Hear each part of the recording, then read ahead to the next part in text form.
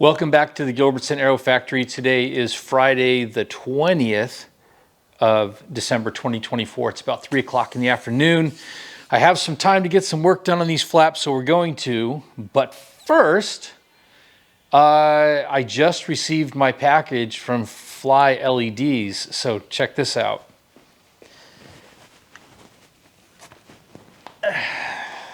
It's only this big. This is approximately 1/10 of the size of the package I was expecting to receive. So I'm very curious to find out what's in this thing and if it's exactly what I ordered. Let's learn together.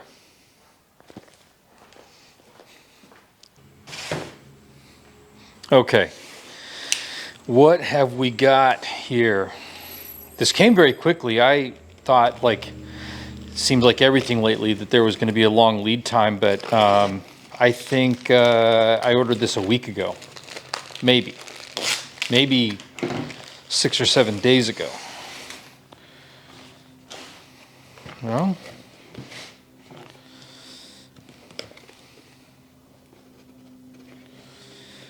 this is such a tiny little package for the works package.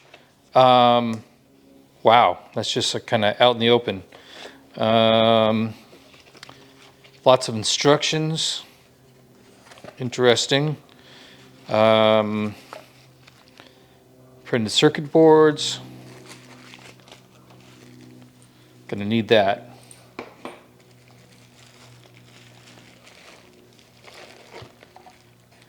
So I was talking to Tim about this earlier. Ooh, fun.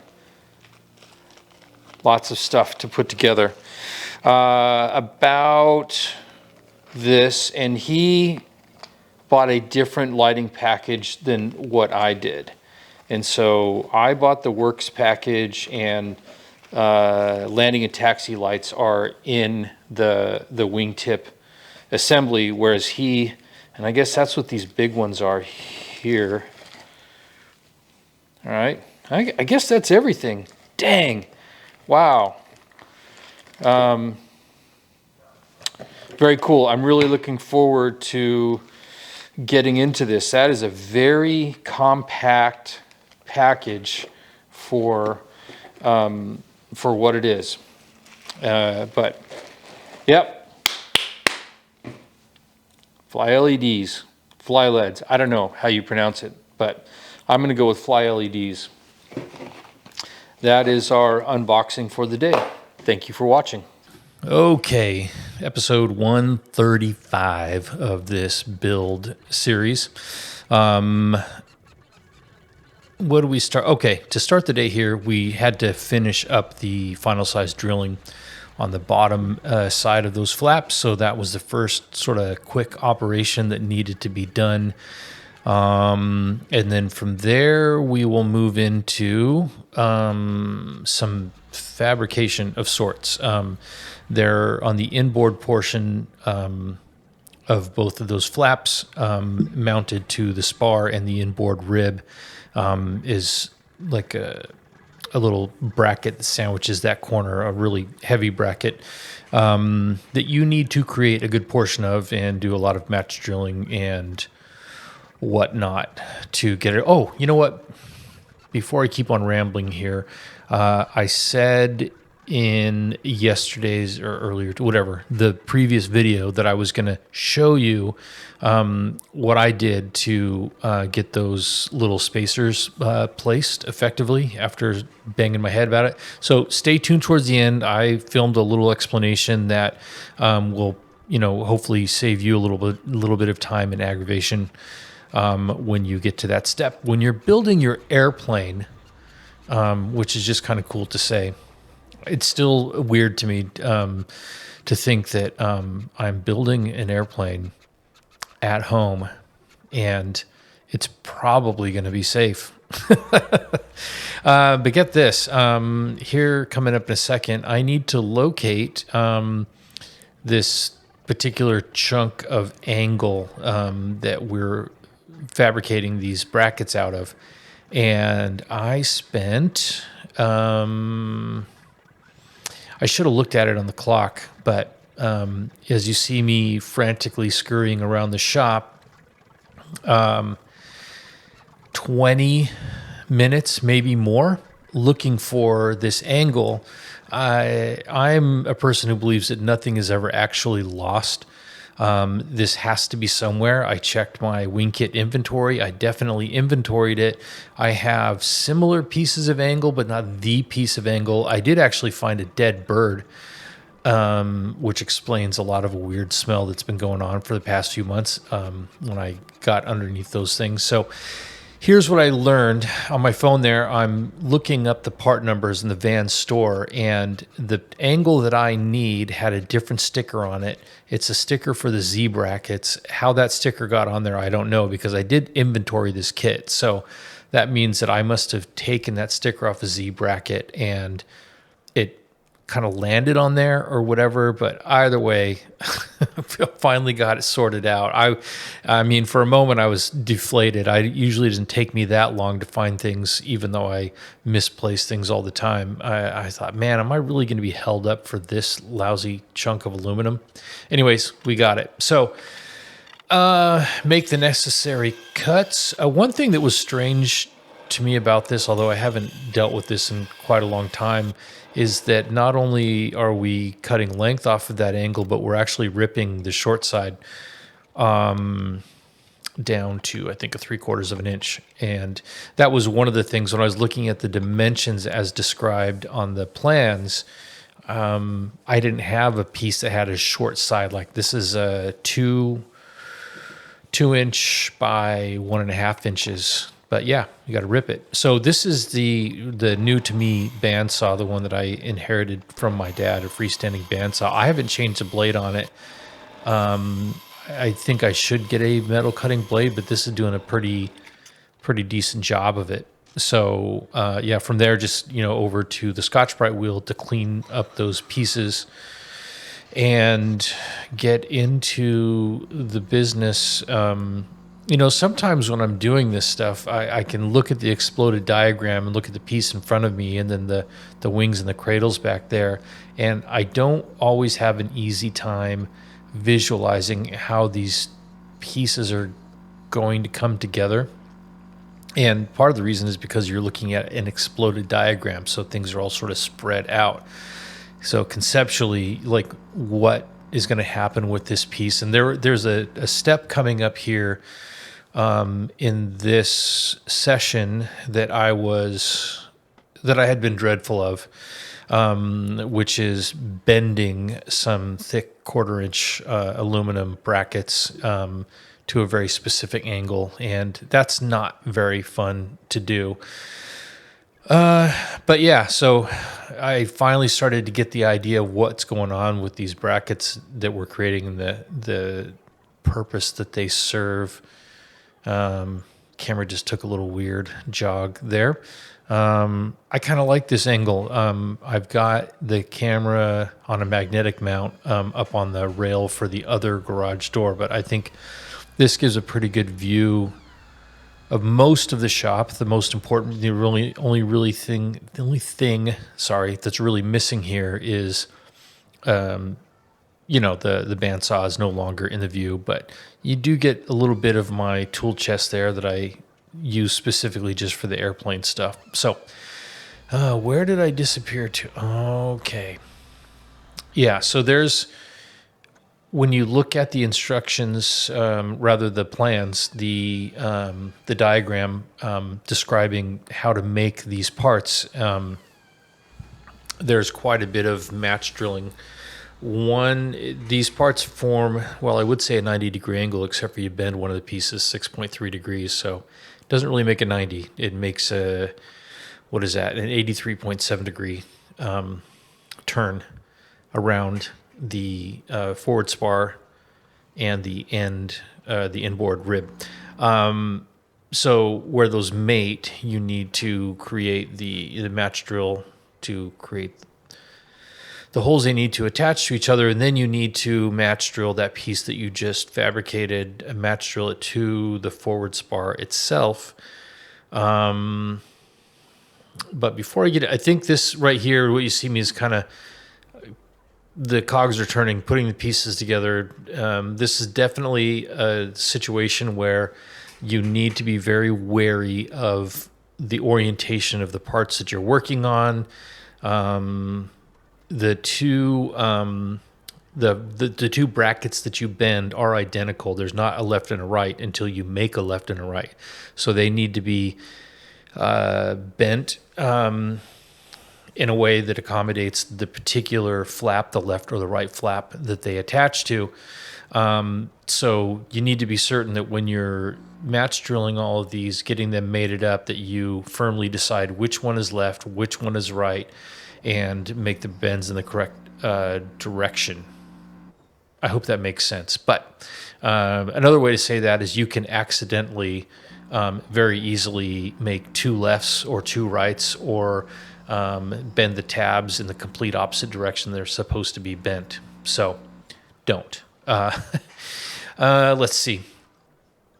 I know what I was doing there. I was just cleaning up a little bit more, kind of fine tuning the two pieces that I made, because the edges are supposed to fit flush to the edges of the piece that it mates to. So that's what I was doing there. Now, my friends, we're going to get into trying to bend this this 1/4 inch thick aluminum. Doesn't sound like that big of a deal, but the tab, the where the bend line occurs is just beyond, just a smidge beyond 3/4 of an inch. What is it? Oh no, it's 27/32 of an inch, which is such a strange dimension, but it's 27/32 of an inch, and it is not easy to bend, to get a clean bend on the line.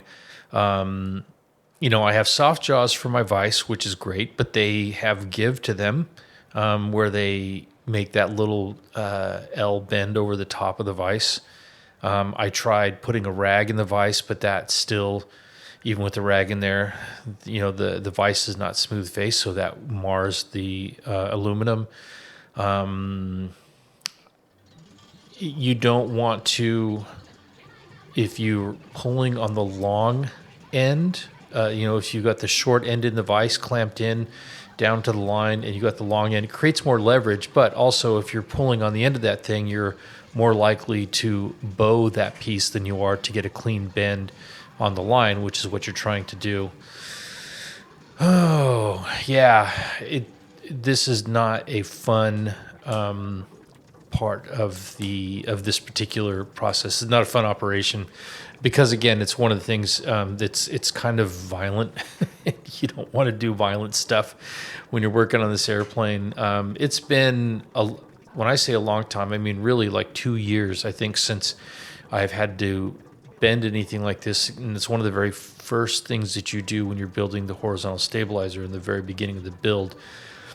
You do some bends, but they are, I don't think that those reinforcement angles for the horizontal stabilizer, I don't think they're quite a 1/4 inch thickness. They might be, but they're definitely not nearly as wide as this. These pieces are nearly 3 inches wide where you're making the bend, whereas the other one is maybe 1/2 an inch to 3/4 of an inch wide. So much easier to work with. So to begin with, I started on the vise as I was describing before, and it was struggle bus, struggle bus, struggle bus. And I will say that I did manage to successfully bend both of these, and I did not manage to come upon one good technique that worked. I think that between the two of them, I got to the final bend in 2 different techniques and don't necessarily favor one over the other. So yeah, right here you see I tried using a shop rag, and then moments later you'll see me go over to the Scotch-Brite wheel to clean up the marring on there. I have tried using body weight, leverage, whatever. You can bend the thing, but like I said, you want to make the bend at the bend line, not further down the line, and create a bow in the piece. And that's the tricky part with such a wide piece of material that's quite thick. But I will say this, yeah, aluminum's pretty tough stuff. So at least it's lends a little bit of confidence to this entire structure that you're making out of aluminum, that maybe the thing will hold together. Yeah, I wish I had some good advice for you on how to do this. In a minute here, you'll see me get violent with it. So what I'm setting up over there is that I'm using the edge of the workbench and then some trigger clamps and a little piece of 2x4 to clamp the workpiece down there. That's one of the ways I did this. Gosh, I really spent. I mean, as I'm sitting here doing the voiceover, I'm realizing that I spent even longer than I thought doing this. Yeah. So, how long was today's session? It was 4.0 on the Richter scale. Yeah, it was 4 hours on the nose from beginning to end. I hate to count all the time that I spent wandering around my shop trying to find a piece of material that was literally the very first thing that I grabbed, but it had a different sticker on it. But that is how it goes when you are me. Things were going so smoothly, I found a way to complicate it and make it take a little bit longer. I don't know if there's any more of this bending action that has to go on with the wings. I don't think so. I think the next time we'll get into that is fuselage, and the other one that people really agonize over, which is bending, twisting the longerons. And that's how I'm going to pronounce it, longerons, not longerons. All right. So, yep, here's the little thing I set up here. I've marked the material on both sides so I can kind of keep track of that line where I want the bend to occur. And, oh, man. Yeah. I mean, I'm sure there's somebody out there who, for them, this is like, yeah, I do it this way and it totally works. The reason that I use that little block of wood to bang it with is just to try to evenly distribute the load of the hammer across the width of the material and also get it up close to the line. And that's what that's all about. So, yeah, I think that I also, you might have caught it, I also several times just said, I don't know that this wood is really helping me at all. And so I just take the hammer directly to the material. And I think that's how, I think this one that you're looking at, I ended up taking it back to the vise and working on it a little bit more with just the hammer without the benefit or the detriment of the wood. I don't know. But ultimately, it turned out, as you're going to see here in just a moment, 6.3 degrees. It's not a lot, but it is a lot of work to get it there. So I would say close enough for government work. If this was actual rocket surgery, they wouldn't let us bend this stuff.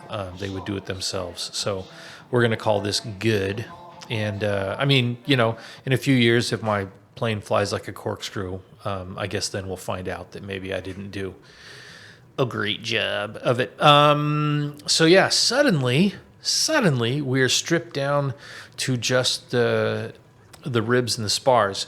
The next thing that you need to match drill on the piece of angle that we fabricated is that needs to be match drilled using the spar as the guide.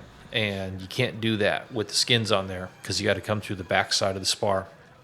And that's what's going on there. This was actually much easier than I thought because all of those lightning holes in the spar, it wasn't too difficult to get a trigger clamp wrapped around in there to clamp down that material and drill it out. So that's really where this day ended, and now a special feature. Okay, as promised, a little demonstration on how to get these spacers installed in here. It is, as I said before, very frustrating to try to get these in between the skin and the spar and lined up and held in place so that you can match drill them. But as I said, the first thing you do is go ahead and mark out where the holes should be located.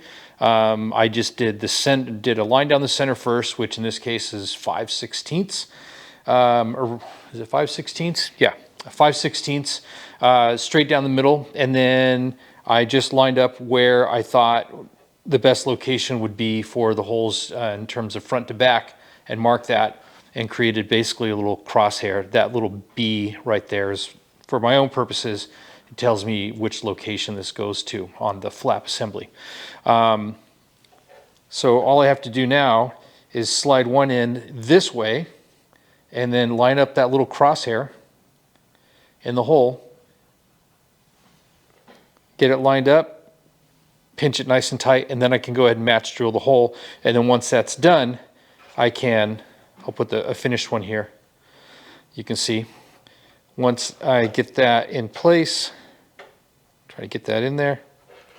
Yeah, once it's in there, I just drop a pick in there to hold it. You can cleco it, but using a pick keeps it loose enough that it rotates easily, and then you just hinge the other end into position until that other crosshair lines up right there, and then boom, drill that and you're good to go.